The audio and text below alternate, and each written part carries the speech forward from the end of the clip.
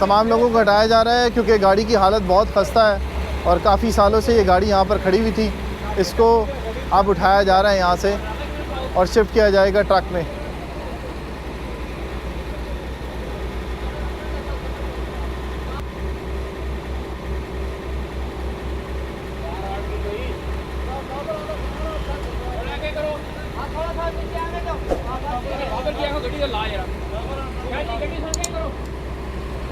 गाड़ी आ रही है जिसके अंदर ही इसको शिफ्ट किया जाएगा गाड़ी को। और इस गाड़ी की हालत बहुत ज़्यादा खस्ता है और महकमा इन्फोर्समेंट की तरफ से ये कहा जा रहा है लोगों को कि हट जाएं। बहुत लंबा करके इसको बांधा है आपने, इसको छोटा करें। बात सुनो ना, एक बंदा खलो कोई है ना खलो।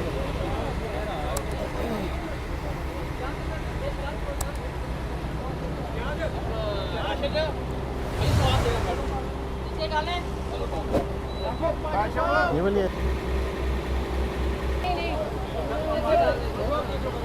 संभाल